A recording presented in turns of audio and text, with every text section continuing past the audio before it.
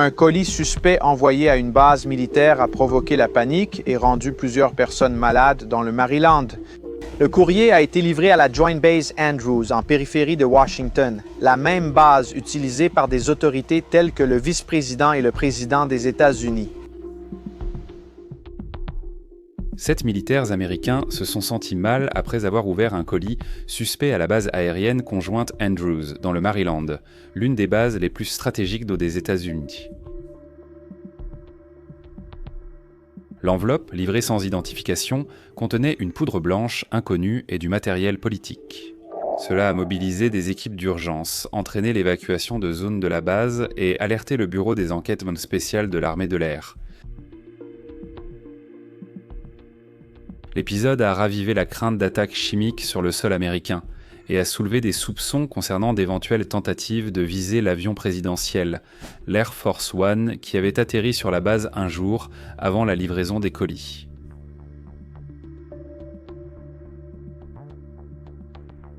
Dans cette vidéo, nous allons présenter les suspects et l'état des enquêtes. Bienvenue à Vie à la caserne.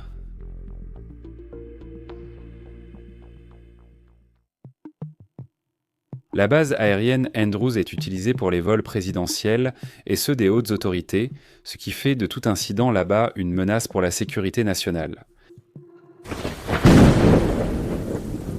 Le bâtiment où le colis a été ouvert, siège du centre de préparation de la garde nationale aérienne, a dû être aussitôt interdit d'accès. La vie à la caserne. L'enquête est en cours, avec le FBI qui dirige les démarches extérieures pour identifier le responsable de la livraison et empêcher que de nouvelles attaques ne se produisent.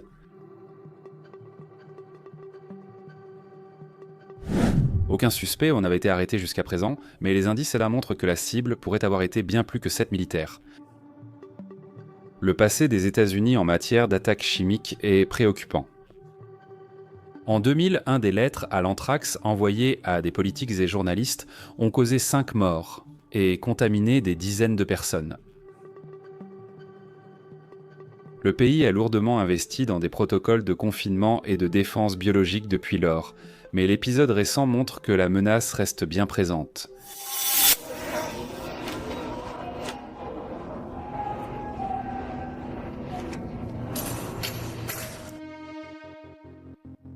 La vulnérabilité interne existe toujours et l'ennemi peut être plus proche qu'on ne l'imagine. L'armée de l'air nord-américaine dispose d'unités spécialisées dans les attaques biochimiques avec des laboratoires mobiles, des capteurs de haute précision et des protocoles de décontamination. Ces équipes interviennent au sol et lors de missions aériennes, prêtes à neutraliser tout agent chimique, biologique ou radiologique.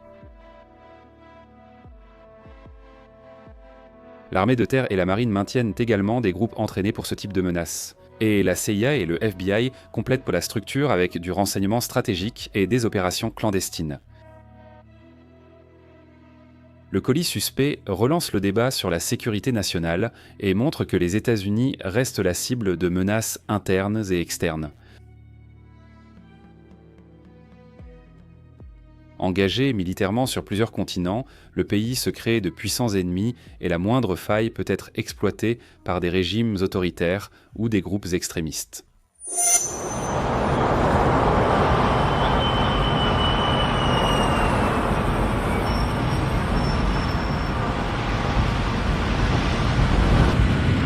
L'armée, la marine.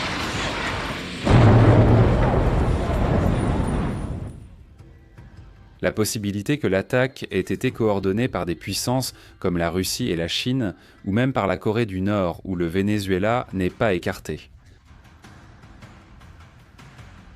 Le siège militaire et diplomatique des États-Unis contre Maduro a suscité des réactions désespérées du dictateur vénézuélien. Il y a des soupçons que des partisans fidèles au chavisme pourraient agir de manière infiltrée sur le territoire américain, ce qui a élargi le champ de l'enquête sur le colis mystérieux.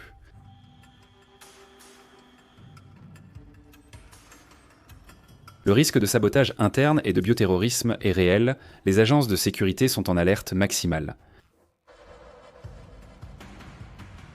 Maduro a déjà prouvé qu'il utiliserait tous les moyens face à la pression internationale. Le Venezuela connaît une grave crise et le régime chaviste persiste. Avec le soutien d'alliés comme Xi Jinping, Vladimir Poutine et le président brésilien, qui a récemment déclaré son soutien à Maduro lors d'une réunion en Colombie. Le président Lula est arrivé vers 11h30 du matin, heure de Brasilia. Les bombardements des États-Unis contre des bateaux vénézuéliens et colombiens dans les Caraïbes et dans le Pacifique ont été abordés lors du sommet. La menace de l'utilisation de la force militaire fait à nouveau partie du quotidien de l'Amérique latine et des Caraïbes.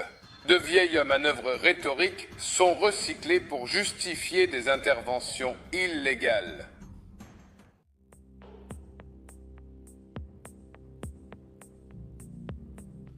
La possibilité que le colis provienne d'une action coordonnée par des services de renseignement étrangers est réelle. La Russie et la Chine disposent de structures d'espionnage sophistiquées et la Corée du Nord a déjà mené des attaques avec des agents chimiques dans d'autres pays. Le cas de Kim Jong-nam, le frère du dictateur nord-coréen Kim Jong-un, neutralisé avec l'agent biologique Vexis en Malaisie, est un exemple clair de la portée de ces opérations. L'agent Vexis, parmi les substances les plus létales, a été retrouvé dans les tissus du visage et des yeux de Kim Jong-nam. Une suspecte arrêtée a souffert de violents vomissements, confirmant l'usage de l'arme chimique.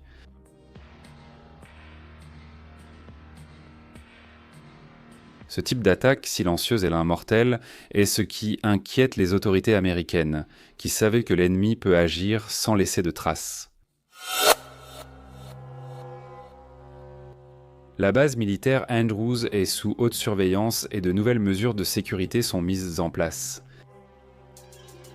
L'épisode a servi d'alerte pour toutes les bases militaires américaines dans le monde, qui révisent désormais leur protocole de réception du courrier et de contrôle d'accès.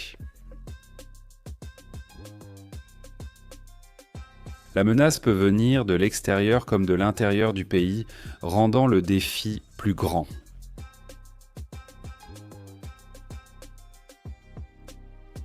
L'Air Force One, symbole suprême de l'autorité présidentielle, est l'une des cibles les plus protégées au monde. Toute attaque près de son itinéraire est une priorité absolue. Le fait que le colis ait été livré un jour après l'atterrissage de Donald Trump sur la base soulève des soupçons quant au timing de l'action et à l'intention qui la sous-tend. La propagande politique de l'enveloppe est aussi analysée. Il pourrait s'agir d'une tentative de manipulation idéologique ou d'un message direct adressé au gouvernement américain.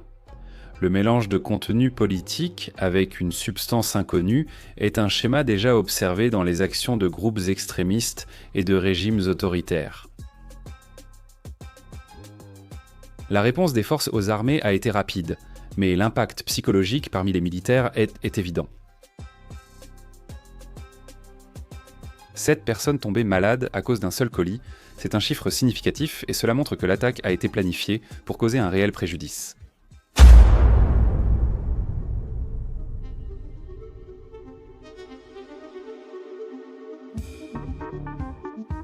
L'enquête vise à déterminer si la poudre blanche était toxique, infectieuse ou un simple simulacre pour tester la réaction des autorités.